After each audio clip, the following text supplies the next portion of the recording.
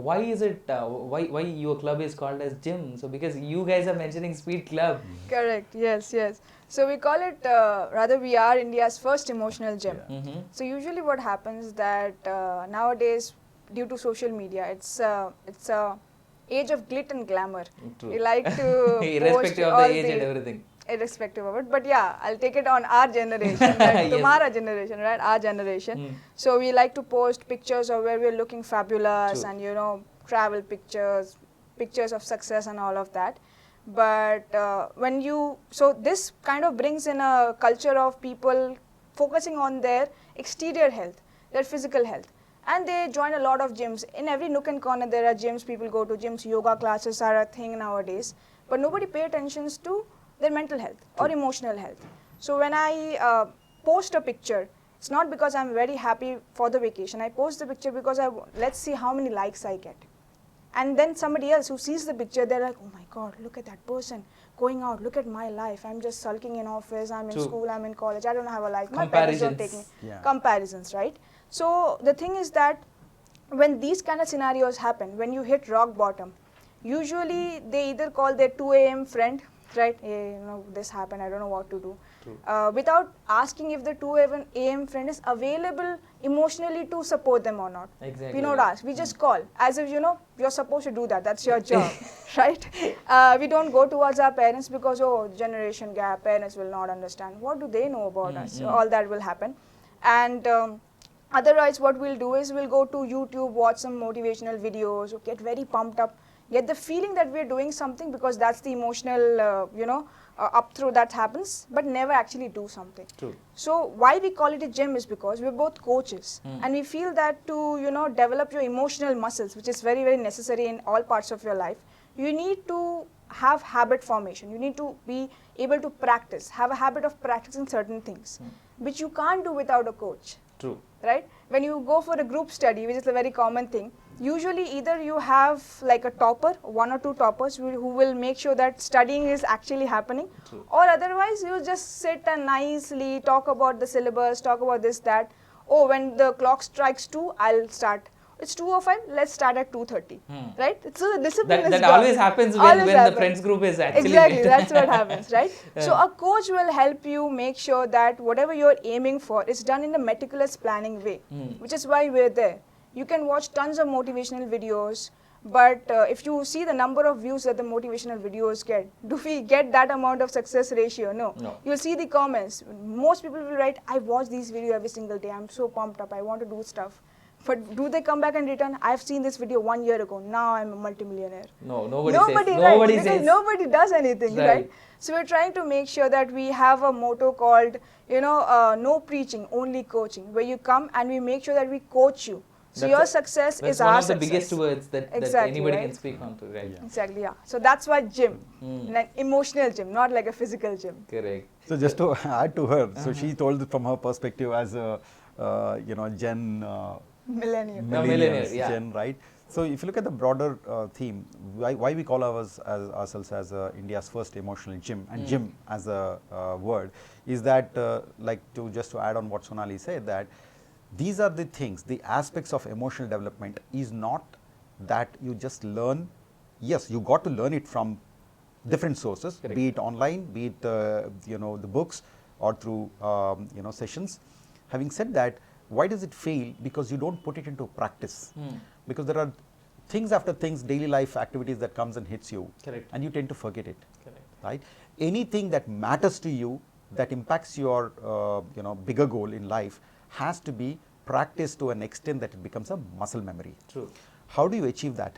Even Sachin Tendulkar had a coach till the end of his career. So why not we have, when it is really an aspect that matters for your life? Okay, and this happens in a gym setting. Now why, again, there are some things, let us look at why a gym. What happens in a gym? Okay, gym is that each individual go to a gym and says, hey, this is my problem statement.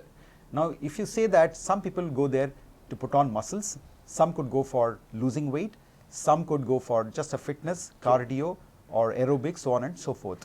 So it doesn't, the goals are not same for all of them. The goals are different. Absolutely. What the coach does, he or she will look at their background, look at their medical history, look at their habits, eating habits, all of those things, and try and come up with a exercise routine. True. And that's a very effective way of doing the things, right? Or rather more effective way where you can find the results.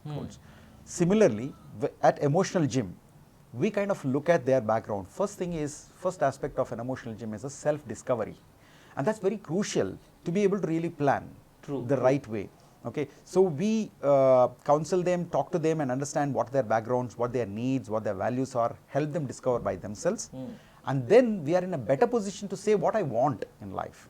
Okay, after that, we'll set a practical, pragmatic goals, which often we call it as a SMART goal. Okay, which has a tangible, measurable outcome, which is time bound. Okay, and when we do that, we will also say that we will ask them the right questions in terms of being able to achieve that particular goal. What are your hurdles for you in achieving this particular goal? All of them relate to how you are going to the similar fashion that happens in a physical gym. So that's why we call it as an emotional gym. So when a learner comes over, he needs to figure it out that here I come with my own personal goals. I need to do the exercise. It's not that the coach will help me do that. It's all in my control.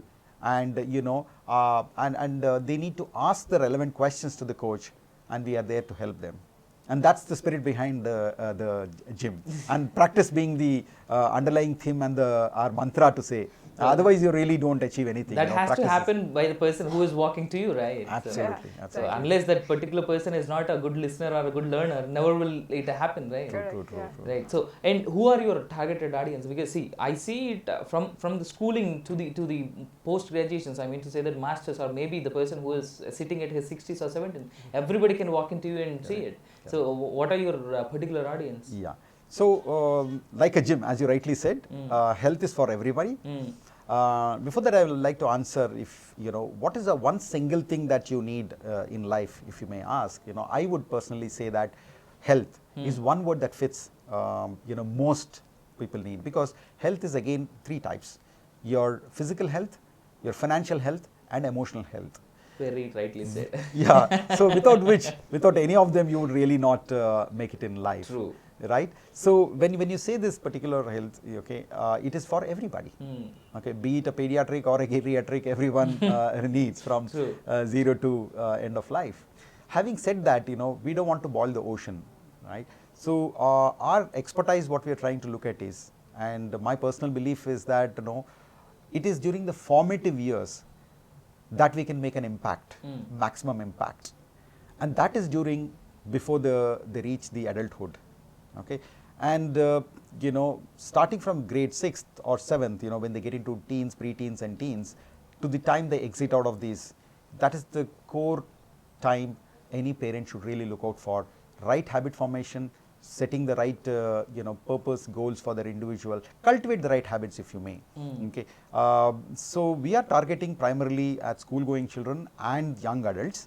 So we look at the from anywhere from the school going children to young adults up to 25 to 27 years. We have programs running for all of these people. So how about somebody who thinks that early 30s or 30 plus, who thinks that I got myself and I'm standing at a failure location? So how about them then? Definitely, of course. So usually what happens is that we initially wanted to do it only for the school going children. Okay. But then the age between 20 to 30 is pretty confusing. True, very true. Because you get this newfound freedom, you learn how to earn money, learn how to live alone, travel alone, have relationships, and the parental control is going down. You get your own control, but similarly with that control, you don't know how to actually control yourself. Absolutely. So you have a nice fast moving car without a nice valid license to drive it, okay, or the skills per se. So, and then there's a lot of confusion where in that age range, a lot of people get married, your friends start to get married, have children, some are building companies, and then your parents are growing old. So you have a lot of things to do, you want to do, achieve everything in life, and somewhere in your mind you feel that 30 plus is like a dangerous zone. Before 30 I need to get my life in order. All of these thoughts come. So when these thoughts come, you become impulsive and you want to take very fast, rash decisions, impulsive decisions, which may or may not land in your favor. Correct. And most people do not take failure into account and just say, I'll just go for it. I have the energy, I want to do this. Now they fall. All's gone to doomsday. Then with that career front, parents and everything, you have relationships. Most people start dating people or they're getting engaged. And if things go wrong in that sector, since in Asian countries, mostly, maybe I'll just take Indian context, our parents don't do any PDA in front of us. So for us, even if we see something on the TV, we're not looking, okay, no, all over their phones, let's not see any scenes and all of that. Correct. But adults do not refrain from having an argument in front of us. Absolutely. So we feel, okay, like romance is a problem, but violence is not a problem, right? True. That's the mindset that's happening. So when it comes to our romantic relationships, parents are not whom we go and reach out for. No adults. We reach out to our friends who have the same level of IQ and are going through the same things. Right? So, exactly so very so. big problem. So if a person feels that they are ready to face this problem and to go ahead with it, and they need some help, that's the best part of us. Correct. Right? And we want these people to come and form a tribe of their own and see that, everybody is going through some struggle or the other. Because like we live in the internet era, we see everybody's life is flashy, gorgeous, they're going through stuff. We see all this, Western musicians like Justin Bieber and all these people, but they're also going through their own They have gone through with a better stuff than us. Better stuff than us, right? But they're also in rehab, they're going to rehab, they're doing all of these things. So we're idolizing them without knowing that they're having their own set of troubles. True. So we want to make a tribe of these 20 to 25, 26, 30 year, 20 to 30, this age range, where they come together as a group and they see, okay, fine, this person also has a problem similar to mine. True. It's okay, let's face this, let's do this together, right? So yeah, if anybody is ready, if they have the mindset and they feel that, yeah, I need some help, I'm open to take your advice and I'm open to work on it, why not? But then the problem comes there itself, right? The same age group and the same friends. Again, how you explain, the same way it happens. End of the day, it's a circle. Again, we see our parents go and talk to our parent. We think that we have to speak to them, but end of the day, it's a cycle. We go to the parents and then, hey, come on, man, let's go and talk to our friend. Yeah, that's where we are ending up to, right? Exactly. So we have some parenting sessions as well, right?